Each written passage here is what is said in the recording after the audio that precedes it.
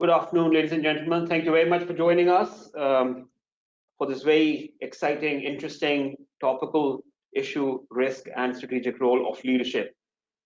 Today we have with us Lloyd Lewis. I'll do a brief introduction and then I'll do some housekeeping and hand over to Lloyd. Lloyd is the Director of Global Business Services at ACCA, and he's responsible for organization's global compliance framework. Quite a bit of work looking at compliance globally. I think that's and the requirements vary from country to country. And ACCA operates in about 90 countries, and that means a lot of work, isn't it? It does mean a lot of work, yeah. and business continuity, crisis management, health and safety, environmental arrangements, as well as the global property and estate portfolio is what Lloyd is dealing with on a daily basis. Lloyd's background is very much in governance, risk and compliance, and he joins ACCA's corporate assurance team back in 2016 as a risk manager and worked very closely with the executive team to develop ACCA's enterprise risk management framework. Before moving to Global Business Services as head of policy and compliance, Lloyd became the director of Global Business Services in May 2019. Prior to joining ACCA, Lloyd worked for the UK pension regulator in a variety of senior risk and compliance roles.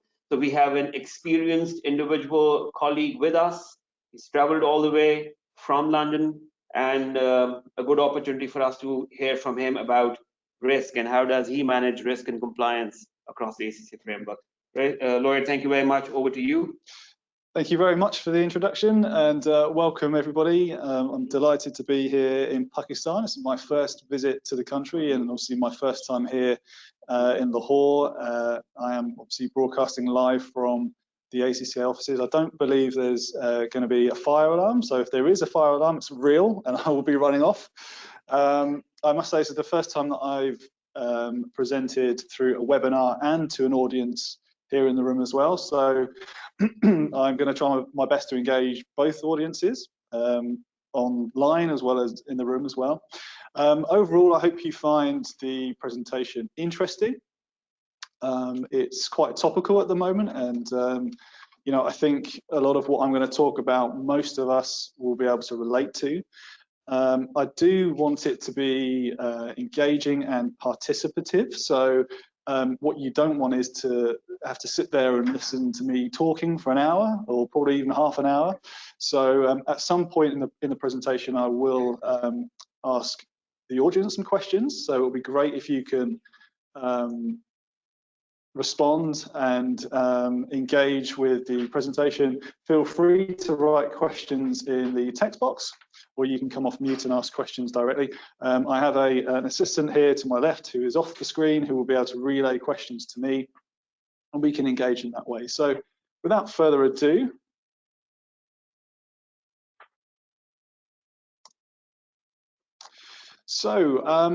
I'm obviously here to talk about some research that ACCA has published, and we have a professional insights team, a very talented professional insights team that's based out the UK. We also have members of that team based in some of our offices around the world, and they do a fantastic job in terms of thought leadership. You've probably seen a lot of what we do online, and I would encourage you all to visit our website, which is really easy to navigate your way around. So as you can see there, if you go to our website and click on the Professional Insights tab there, you will be able to access all of our research, all of our products and all of our papers. Obviously, I'm going to be talking you through some of the key findings in relation to this piece of research, but I do encourage you to visit our website or even the app, which you can see on the screen there, where you can access the full paper and you can explore this topic in far more detail. So we've got 4 pieces of research on risk and corporate governance. Today I'm going to be talking about risk and the strategic role of leadership, as you can see there, but there's other pieces of research that are available if you are interested in risk and corporate governance, which I'm sure many of you are. There's some really interesting stuff there online, so do go and check those out when you get a spare 10 minutes. So this is the first question that I'm going to pose. Where was the board? And I think that's a really interesting question, because it seems to me that almost on a daily basis we'll wake up to discover some sort of corporate scandal. You know, it's almost on a daily basis, and it always leads me and others, and probably yourselves, to think, where was the board in all of this? Given that the organisation's boards are supposed to have, you know, complete oversight and control of the organisation, what were they doing when these things were happening? And I've got some examples here which many of you will be able to relate to. So Barclays, for example, Barclays Bank and the LIBOR rigging scandal that we had in the UK, which impacted many markets around the world. Volkswagen and the emissions scandal. Enron, the complete collapse of Enron, and then the subsequent collapse of Arthur Andersen off the back of that failed audit. Barings Bank, the collapse of, as well as the collapse of Lehman Brothers back in 2008, which pretty much triggered the global financial crisis at the time. So, you know, you could argue that in two of those cases, Barclays and Barings, for example, that was as a result of the actions of, you know, one rogue individual. So, you know, the board of those organisations might be able to say, well, okay, well, you know, it's just a rogue individual. You can't really hold us accountable for their actions. But actually, when you look at the others, Volkswagen, Enron, and Lehman Brothers, these were as a result of systemic cultural failings in the organisation. So the boards are absolutely accountable and responsible for what went on. So where was the board? That's the question. And that is the question we posed right at the start of this piece of research. So moving on from that, the purpose of this research really was, at a very high level, to discover, when it comes to risk management, what are boards talking about? And more importantly, what are they doing about risk management?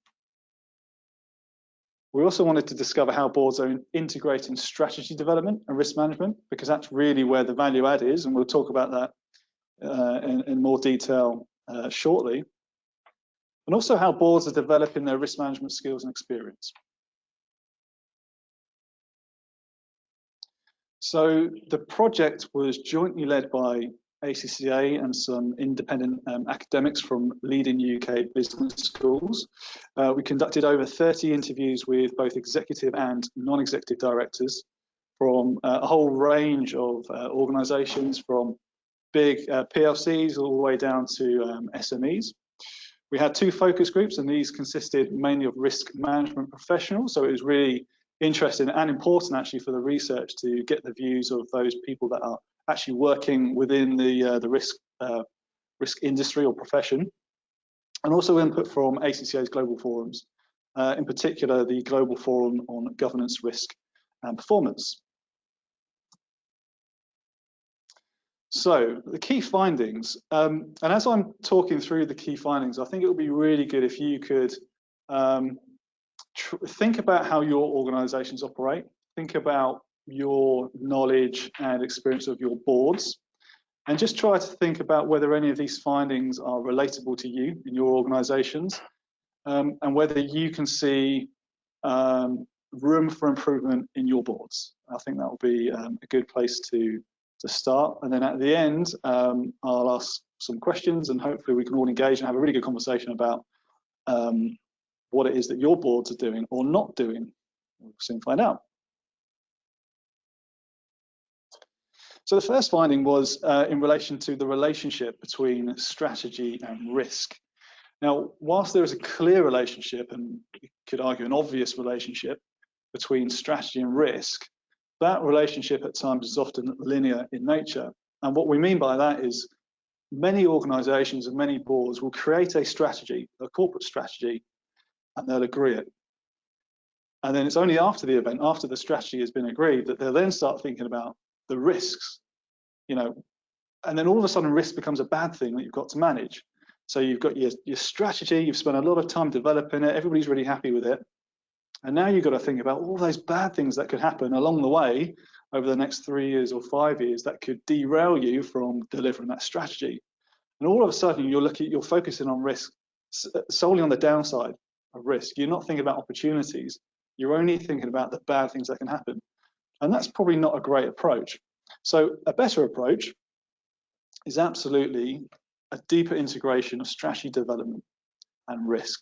So what we mean by that is getting boards to consider risks associated with choosing or not choosing specific strategic options at the strategy development phase. So that's really important. So when you're developing strategy, you're thinking about the risks inherent in those conversations that you're having at the time. And it may well be that a board comes up with 3, 4, 5 different strategies and then decides to discard 1, 2, 3 or the other based on risk. You're not thinking about risk solely after the event. So it's becoming a lot more integrated. And what happens is, you know, if you're 2 years into a 5-year corporate strategy, you're not all of a sudden going to start panicking because a competitor has just released a new product, because you've already thought about that when you created the strategy, and you would have set your strategy up to be able to deal with and respond to competitor activity. But there could be an even better approach. And it's what we call the 75-25 rule.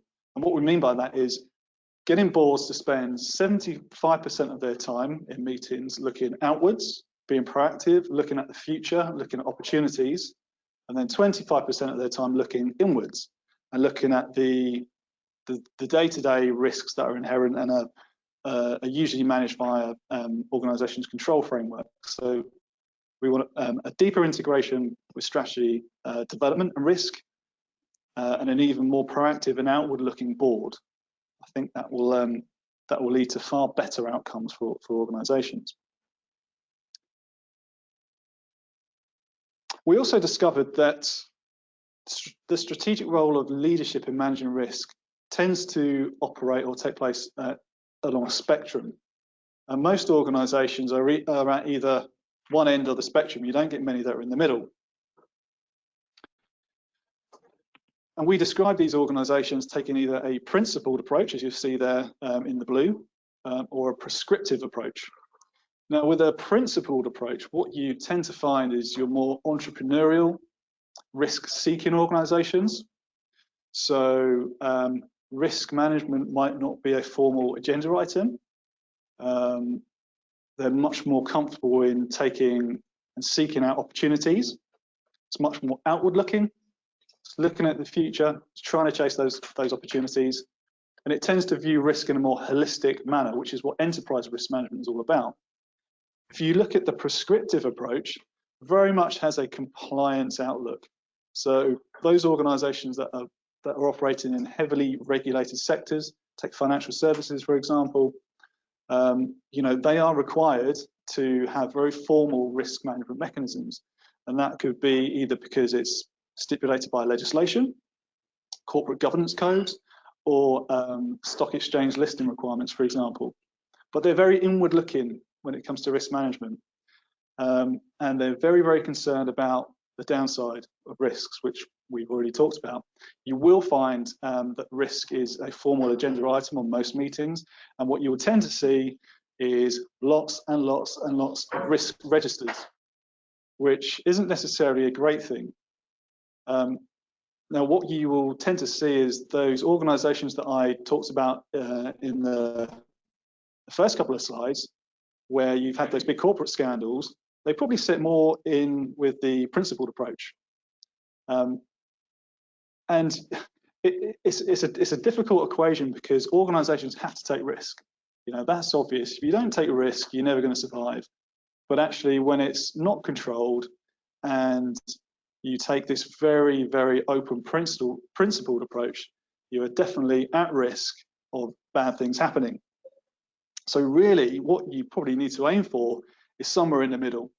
You know, you need to have a compliance outlook. You need to be able to comply with laws and regulations, obviously, but actually you need to be very outward looking. You need to be able to identify and seize those opportunities and gain competitive advantage. So really, the best approach is somewhere in the middle. But the research was really interesting because most of the organizations we spoke to and the participants, their boards and their organizations sat at either end of the spectrum. Not many at all were in the middle.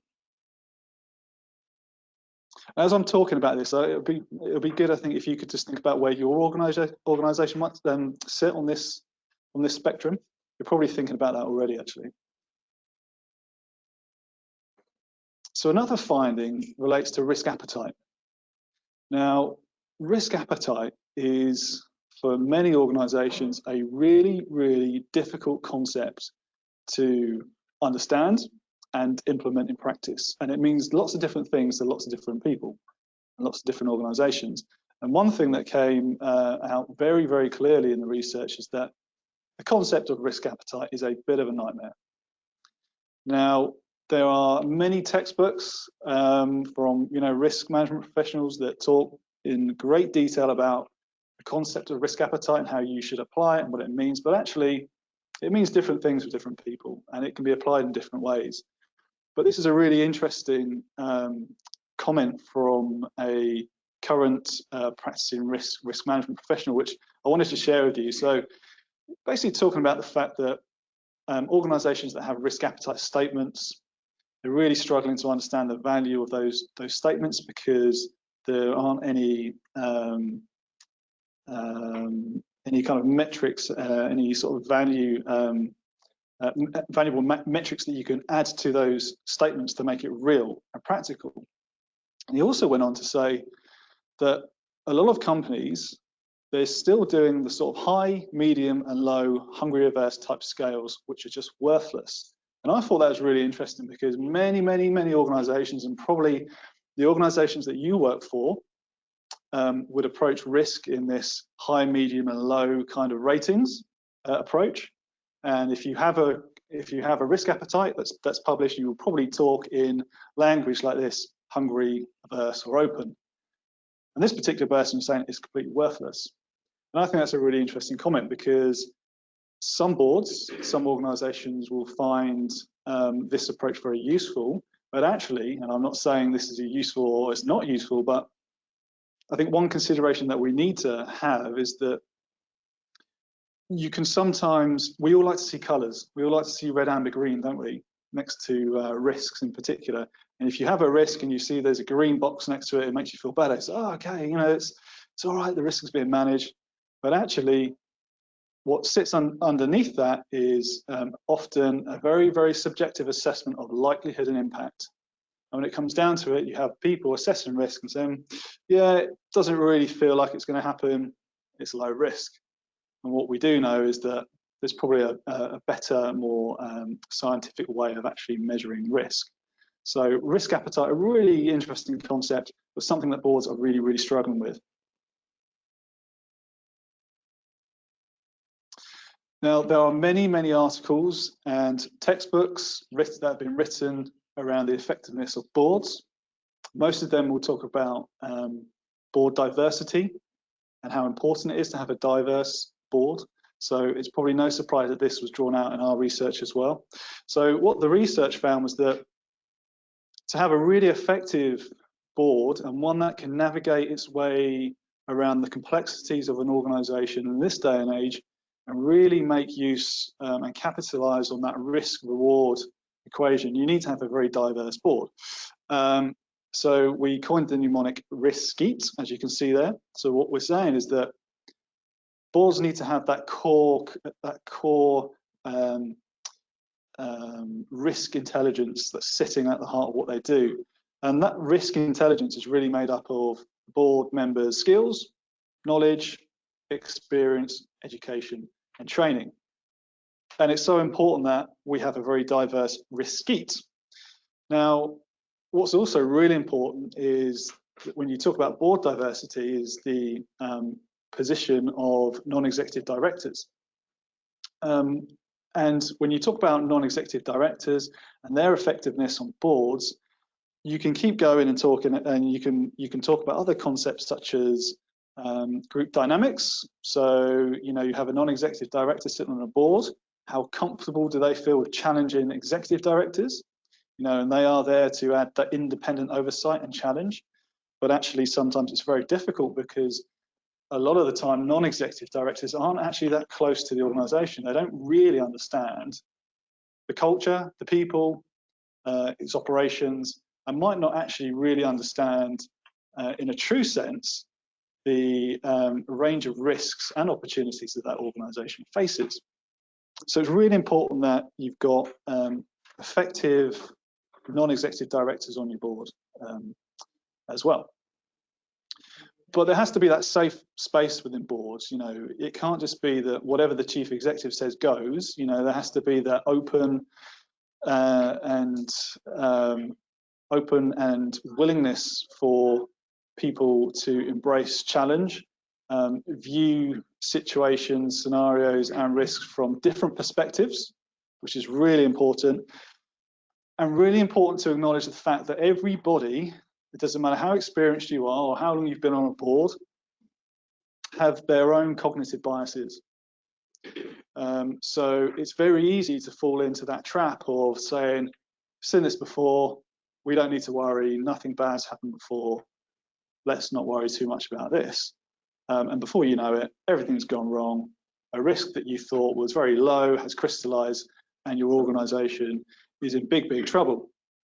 So it's really important to be able to accept and acknowledge and try and address the fact that we all have those cognitive biases. We all approach risk and we perceive risk very differently. We've got to have a diverse board. We can't all be thinking the same, because we'll end up going down one route, and very sort of silo group think will set in, which isn't good. And we really need to focus on what we call the risk skeet there. So this is where I would like the audience to participate. So as I've been talking there, and I hope you've been thinking about whether any of this is relatable to your organisations. So some reflections, and I'm going to ask some questions. So please feel free to, if you're on the webinar, to write your questions in the text box, and my able assistant here will read them out to me. Or if you're in the room here, please do ask. Where is your board on the principled prescriptive spectrum? What are the strengths and weaknesses of your board's position on that spectrum? So I'll just take you back to that slide. So here we go. This is the spectrum. We talked about the principled and the prescriptive approach. Where do you think that your board, your organisation, sit on that spectrum, and why? So if you're on the webinar and you feel like asking a question, please do. Let's give a minute or two.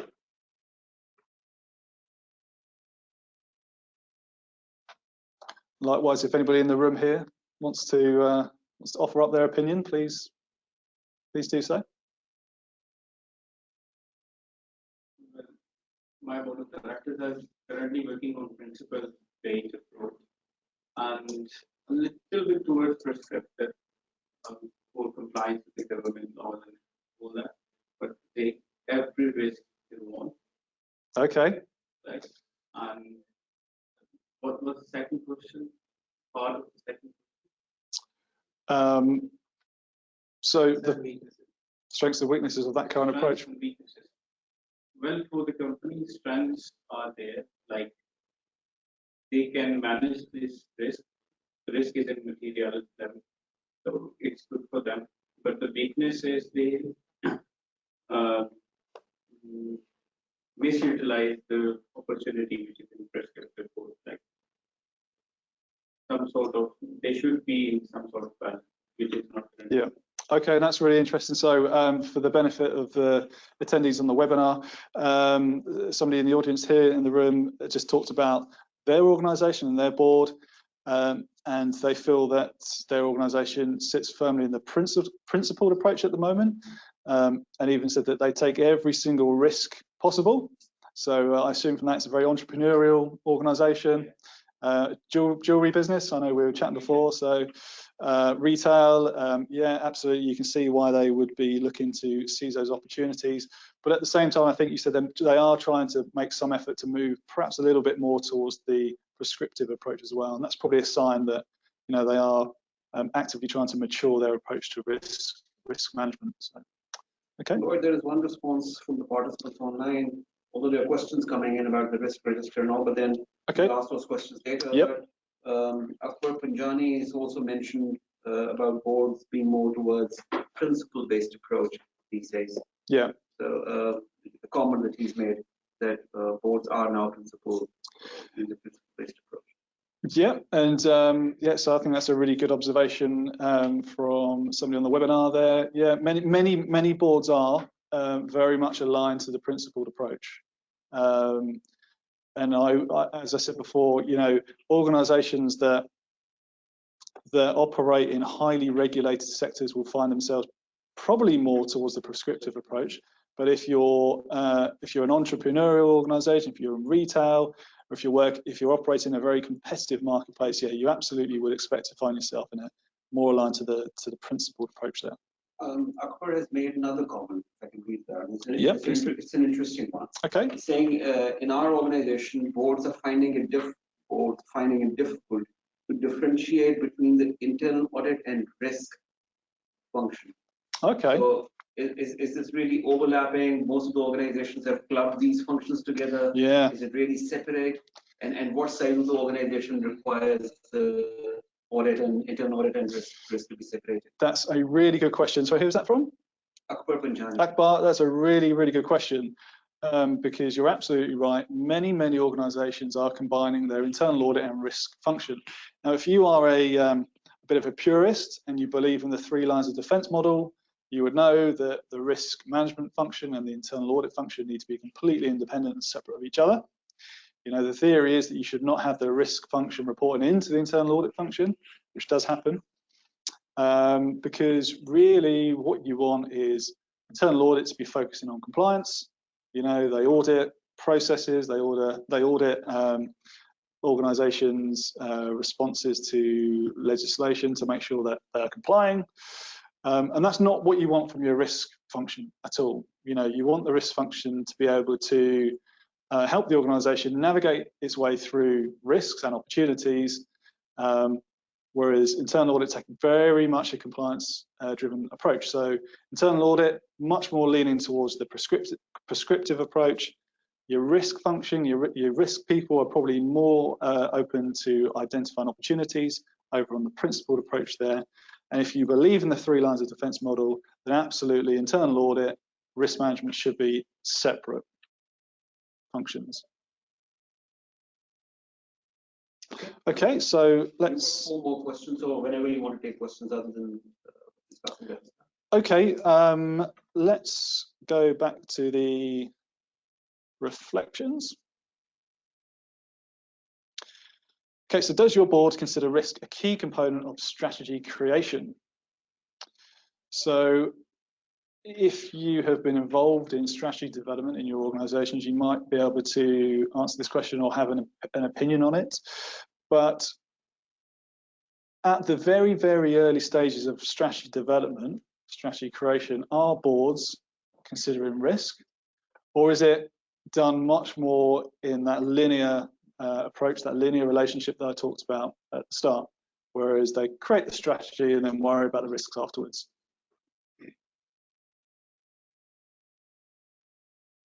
So just give it a minute to see if anybody has any observations.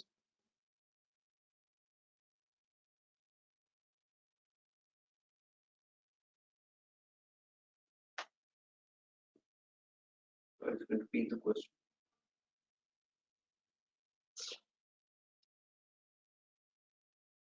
Okay, so we've got time for questions at the end. So if anybody has any questions around this particular reflection, you can ask then.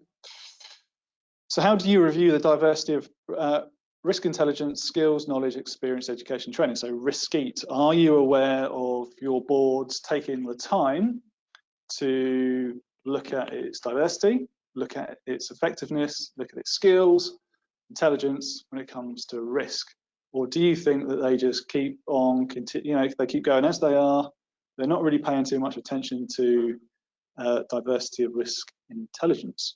Be interested to hear anybody's observations on that.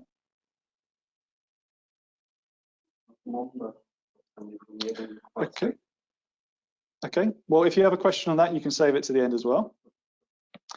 And how much time do you dedicate to risk management at board meetings?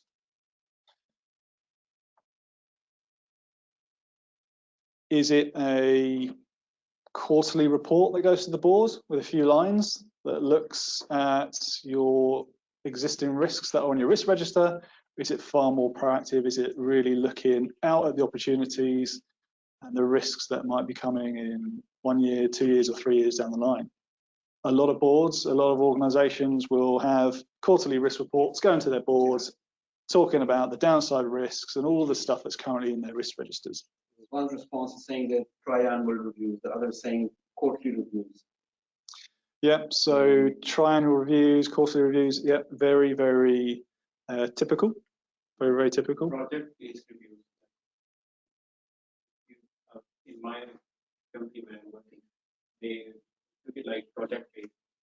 Yep, project-based. So at the start of the project. Start of the project. They Yeah. ask, is there any risk? And give 2 minutes to validate them. Okay, so that's for every project. Okay, so a member in the room here has just talked about the fact that at the start of every project that the organisation undertakes, a report goes to the board where they have to talk about the risks that are inherent in that project and the opportunities as well, I would assume. Yeah, the benefits. Okay.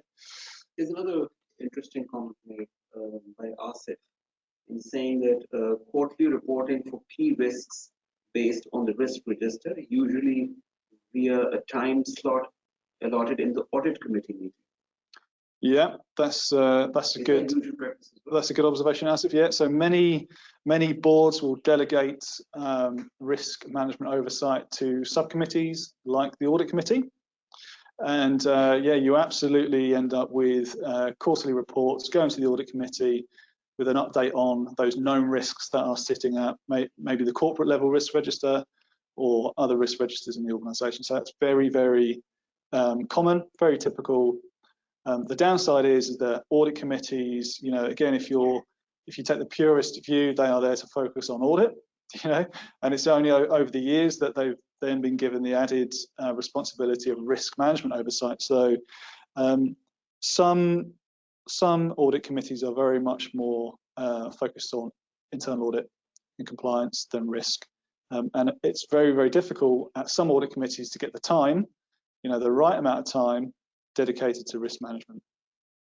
Asif has made a clarification saying that when talking about the diversity on boards, he's saying that there is a tri-annual review of diversity of board and inductions are made accordingly. Okay, so yeah, Asif, that's really interesting. A triennial review of the effectiveness of the board and the makeup and the diversity, which I think is really good. So you're working in an organisation which has a board that's very, you could say, emotionally intelligent for a board, you know, and they are really looking at those key issues. They're looking at themselves, they're looking at their own effectiveness, which is what we want to see, and that's a key recommendation. So interesting to hear that. So our board members and non-executive directors in particular encouraged to get out into the organisation to understand its people and culture. And again, I talked about how important that was.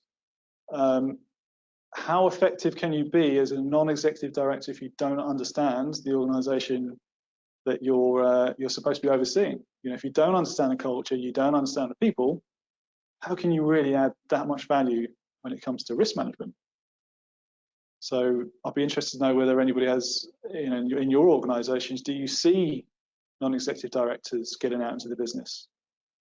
Do you even know who they are in your organisation? We don't have any entities in our company, but there is one particular point in this question.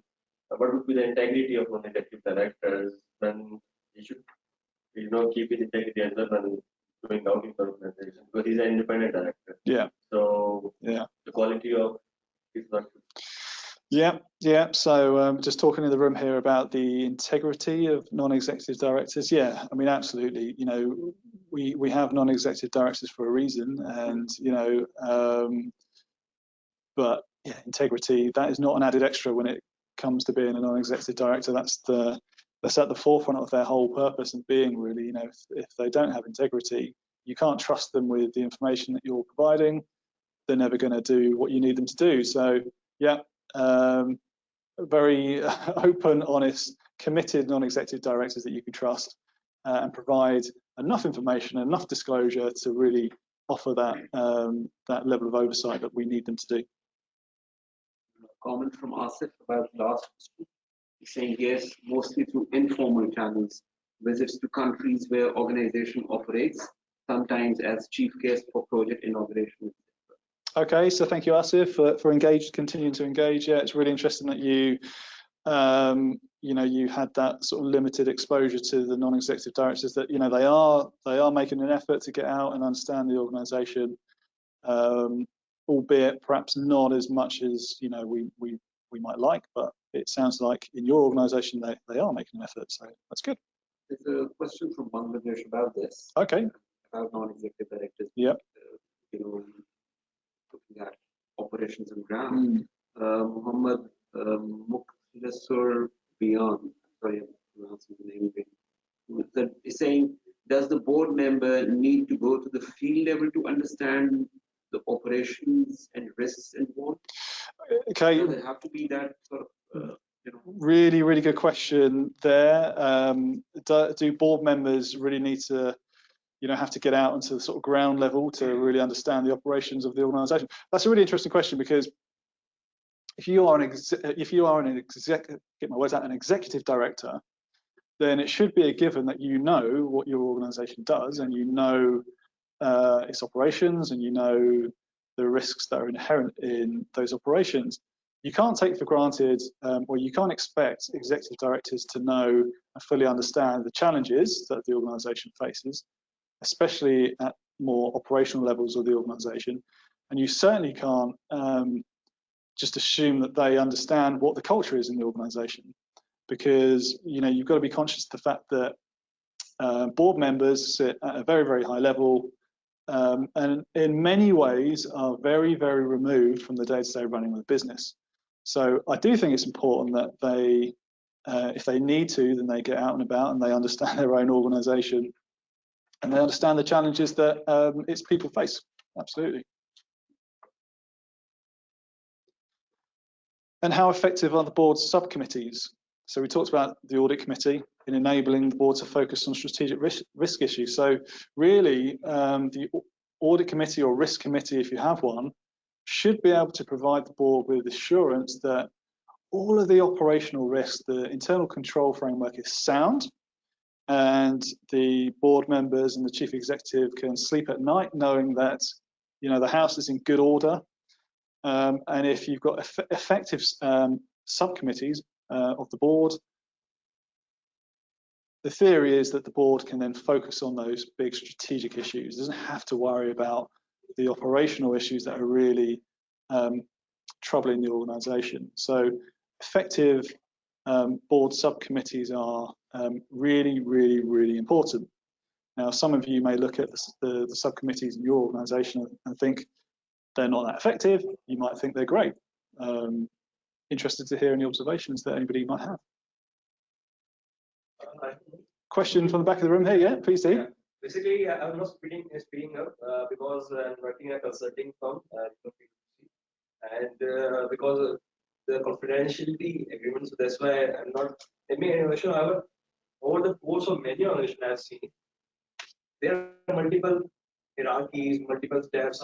Somewhere there are currently there are initiative going on. Then audit committee and risk committee is also being separated.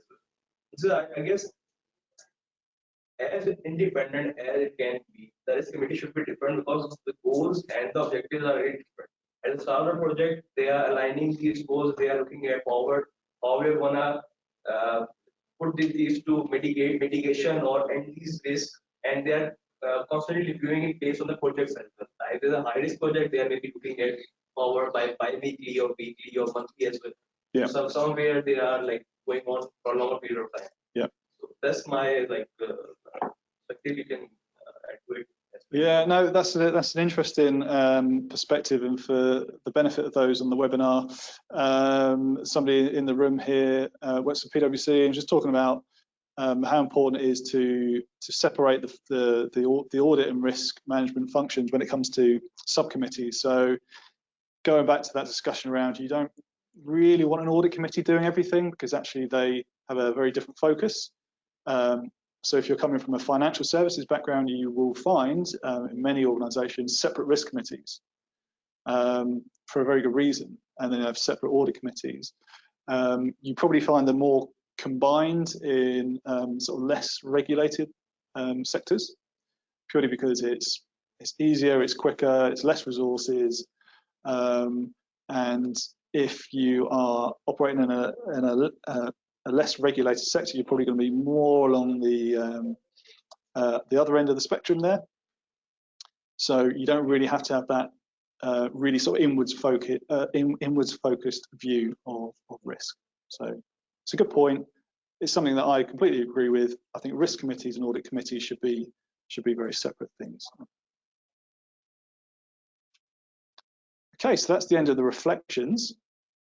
We can now move to any questions that anybody might have. For me, that's all based on anything that you've heard today during the webinar, or any questions that you might have in general when it comes to risk management and the role of the board. Please feel free to ask.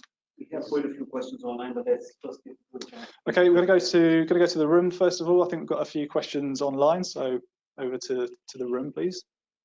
Again, first of all, like we said, that it should be different, this committee or committee.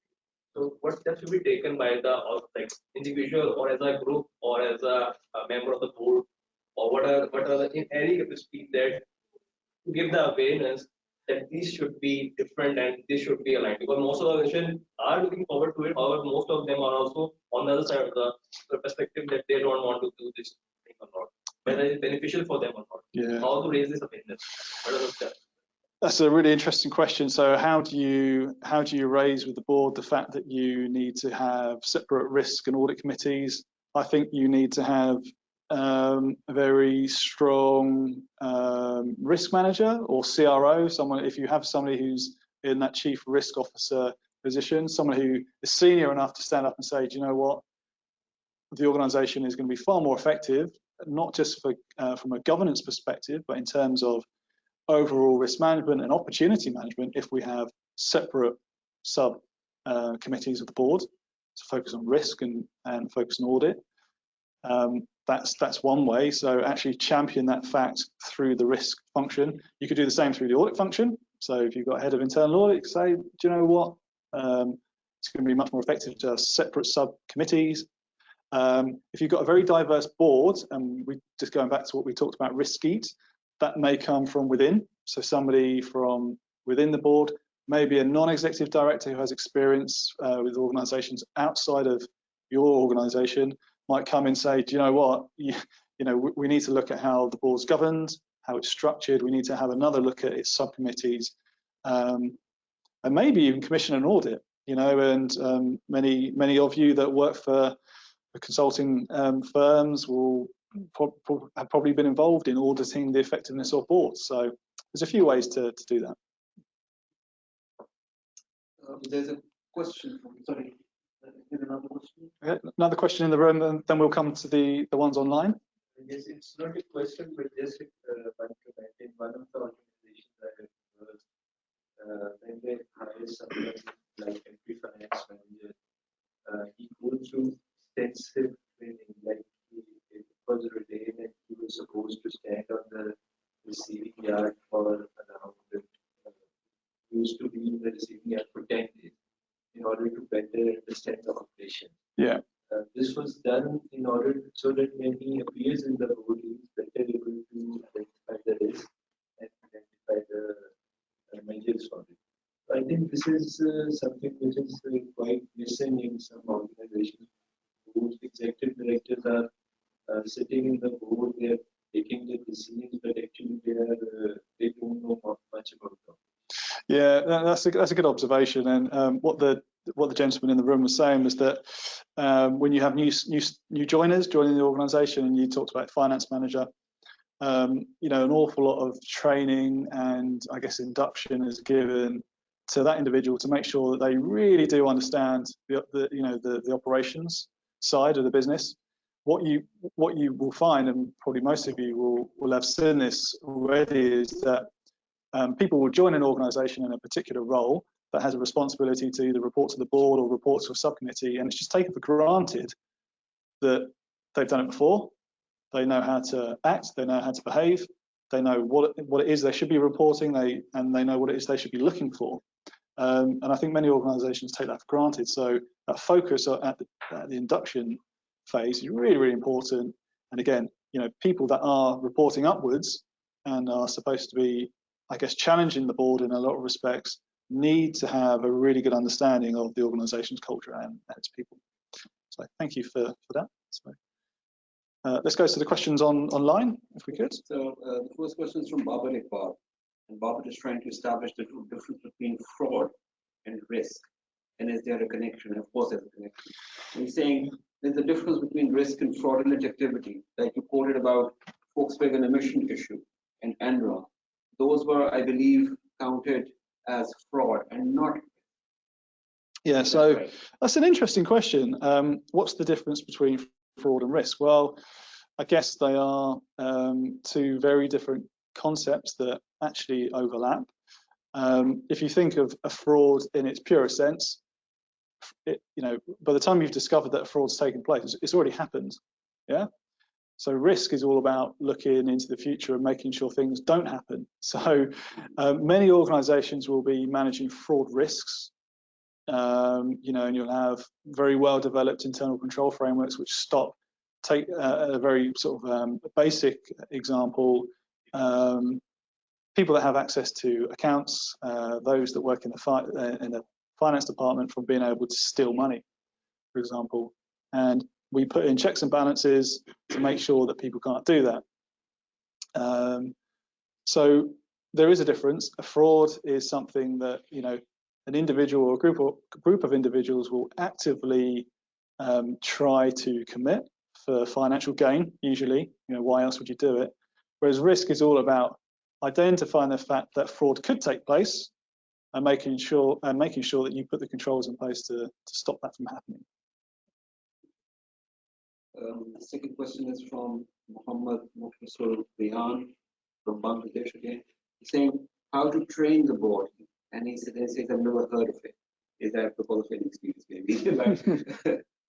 But, training of boards, is it common? What kind of trainings? Is it training on ground once again, or is it? Yeah, training of boards. Briefings? Yeah, no, that's a good question. And many boards do invest very heavily in training, their own training, and there are many organisations and individuals out there who offer their services to review the effectiveness of boards and then work with the board to improve in a whole raft of different areas. So that going back to that risk-eat model, an emotionally intelligent board would be constantly reviewing its effectiveness and seeking ways to improve. And so there's many ways you can do that.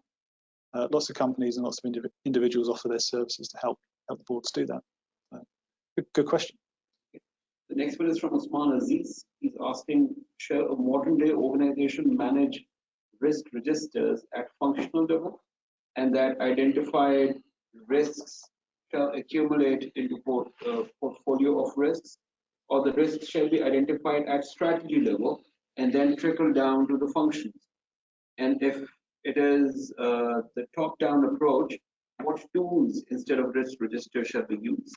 Yeah, I really like that question, and it's very topical at the moment. Should organisations be managing risk registers at a functional level, and then reporting up to portfolio level, and then probably up to a corporate level, or should they be focusing more on managing risk at strategic level? So you kind of got that bottom-up versus top-down approach, and it's a really interesting question because risk management as a profession, if you want to call it that, is still very young. Really, we compare it to accountancy in its purest sense. Risk management the concept has only really been around in business at the term since the 70s and 80s when insurance really kind of took off. So the application of risk management in organisations needs to develop, and it needs to change and move with the time. So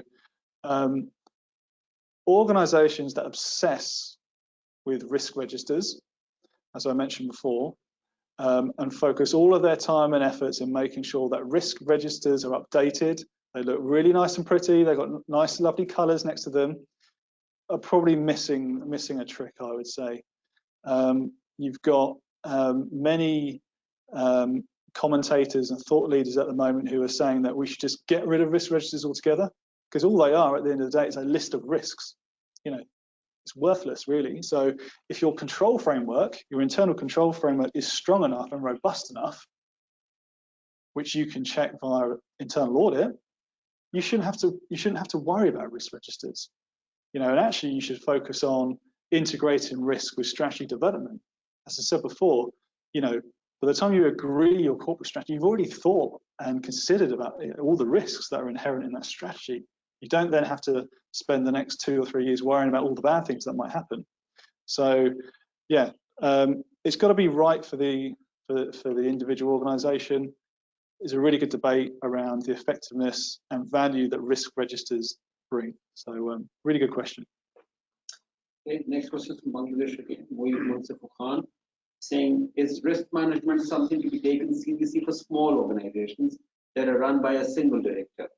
How are these types of organizations supposed to approach risk management as their boards may only have one director? Yeah, that's a brilliant question. Should risk management be taken seriously by smaller organizations that might only have one director? Absolutely. And the way we need to do that is we need to stop viewing risk as a bad thing, you know, and remember that risk management is actually about, yes, identifying the bad things, the things that could go wrong, but actually identifying the opportunities. What might we miss out on if we don't do this? Or if we do this, what opportunity could we see you know, being out of our grasp? So if you view risk in the positive sense, in terms of enabling you to identify and chase opportunities, then absolutely it is just as important to small organizations.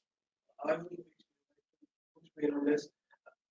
What do you suggest would be the good practices, if you shed some light on the good practices for the SMEs, how they can opt on this risk assessment in terms of boardroom? Yeah. So question for the room here is about sharing good practice for SMEs. That's a really interesting question, and I guess there is no rule book for SMEs, and the approach will vary depending on what organisation you are, your size, what sector you operate in, what your goals are, what your strategy is, whether you're heavily regulated or not. You know, so there isn't one good way of doing risk management. You know, that's for sure. And that's what we have, an international standard. It's the ISO 31000, but it's not a certifiable standard, and it's not certifiable for a reason, because it's guidance, because it's accepted that one size doesn't fit all. So it's not a question that I can answer give you a really good answer to, but it completely depends on a whole range of different factors. So, and you'll get various SMEs even in the same sector that approach risk in very different ways. Does it really need to inculcate this risk assessment thing in the organization? Yeah, they definitely need to integrate it. I think you need to integrate it into strategy development for sure. If you're a new organisation to the market, you need to take more risk than any other organisation, because if you don't, you're just not going to penetrate the market. So it's more, in a lot of ways, it's even more risky for SMEs. You know, particularly those that want to grow and those that are operating in very crowded marketplaces. And it's a very fine balance between risk and reward. Okay, next question. All right, next question is from Janet Fernando. He's saying, especially about NEDs, do organizations look at the age of members that are on board in practice? He's saying when they become too old, he says he's seen retired audit partners becoming non-executive directors. Wow. Age criteria. Yeah, so that's a very interesting question. And the question for those on the webinar, I don't know whether you can see it, is around the age of board members, and specifically around the fact that you talked about executive directors that retire and then become non-executive directors. Well, I guess there's pros and cons, so you could have some amazing executive directors that retire and you think, what a waste for all that experience and all that knowledge, you know, not to be retained and used in other organisations. So I think providing you've got, it doesn't, I guess what I'm trying to say is I think age is irrelevant, you know, in terms of upper limits to age. You know, you get to 70, you shouldn't be able to be a non-executive director. I don't agree with that at all. Where I do think boards should focus on is bringing younger people onto boards to be more representative in that way, because workforces are, you know, heavily dominated by younger people these days, particularly those in the sort of lower operational levels. And what we don't tend to see is young people represented on boards. So more young executive directors, I would say. Question from Bangladesh again. Is asking, many board members think that internal audit is part of the management, so their scope of work should be decided by the operations management team. How is that, or is that correct? So the question is, Audit. many boards see internal audit as part of the management team, and therefore it's the management team that is setting the audit agenda. Is that right? Yeah. I think that's right to a certain extent. I think you need to have a healthy balance between internal audit being able to operate independently and focus their resources in areas that perhaps the business might not want them to focus on, because you know there's problem areas, and actually you don't want that to be published in an internal audit report. So internal audit need to be independent, or as independent as they can be.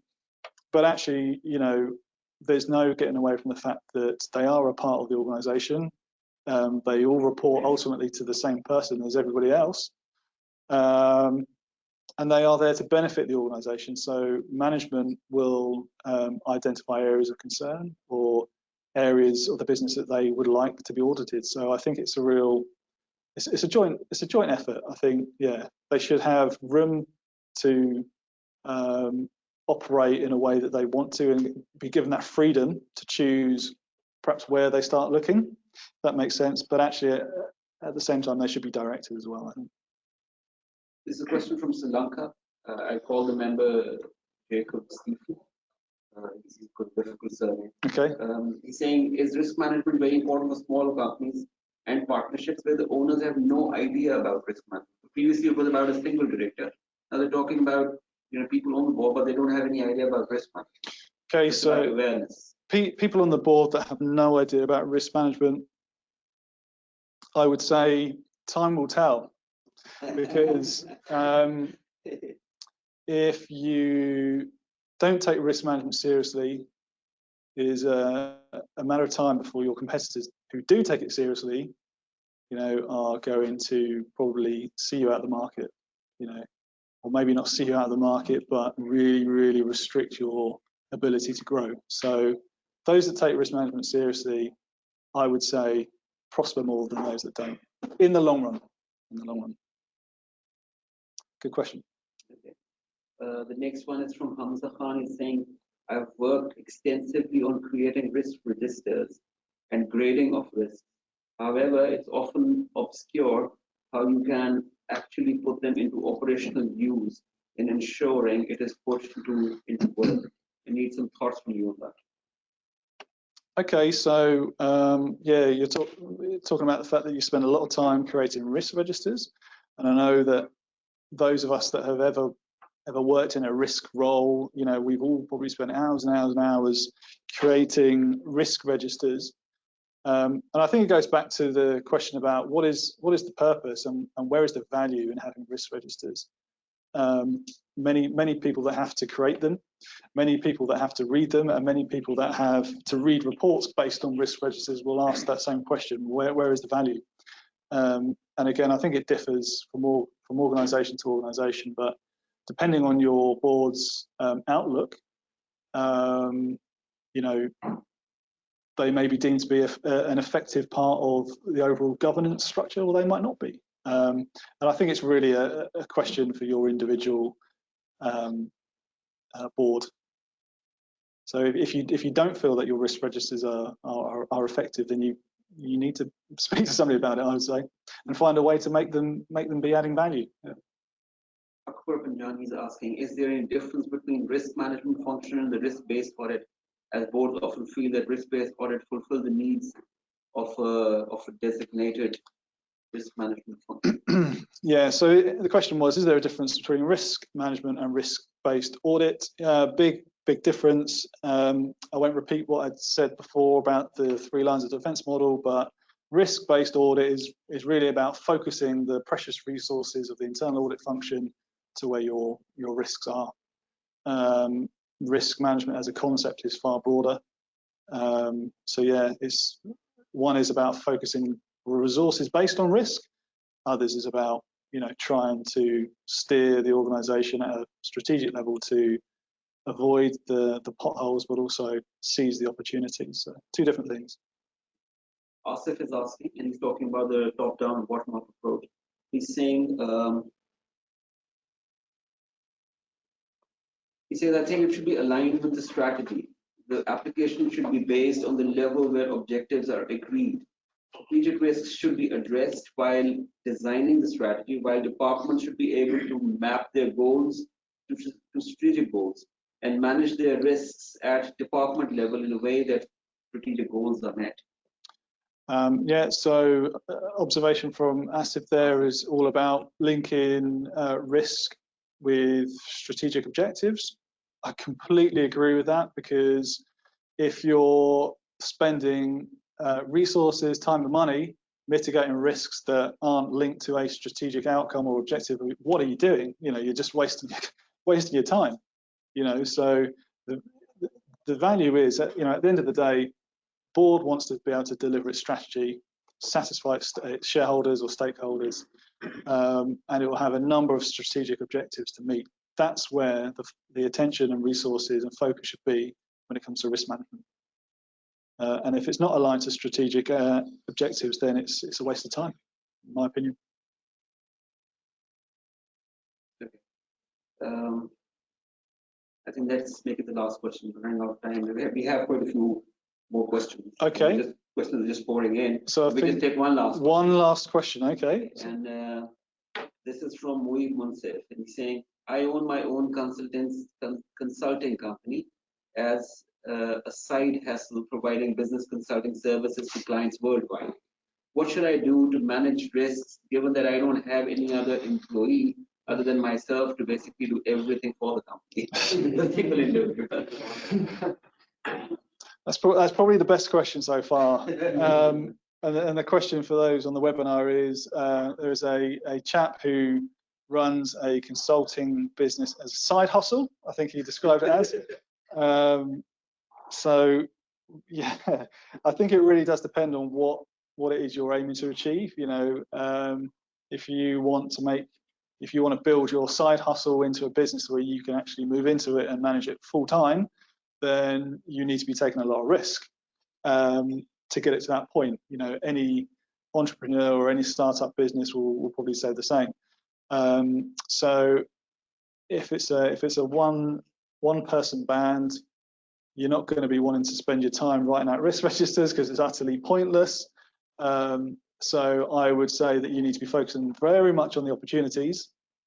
Be mindful, obviously, of the risks that are inherent in what you're doing. You don't want to end up spending lots and lots and lots and lots of money getting nowhere. So it's important for you to consider risk, but probably more important to focus your efforts in the context of identifying opportunities. So. Thank you very much, Lloyd. I think a round of applause for him. Thank you very much. Now, there are a few questions, and I'm sure the people who ask those questions would want answers, but because of shortage of time, we'll not be able to. Is it possible that we forward these questions to you and you'll be able to give answers through email? Absolutely. Yeah, more than happy to respond to questions via email. And I promise there won't be more than 3 or 4. Okay. No, absolutely more than happy to do that. So. Okay, fantastic. Thank you very much, and thank you for being a lovely audience. Yes, good questions, thank you very much. Interactive discussion. Brilliant questions. I'm sure must be useful for everyone who was in this session. Thank you very much. The session can be now closed, and all of us present here can meet over refreshments. for networking. Thank you, and thank everybody for joining on the webinar.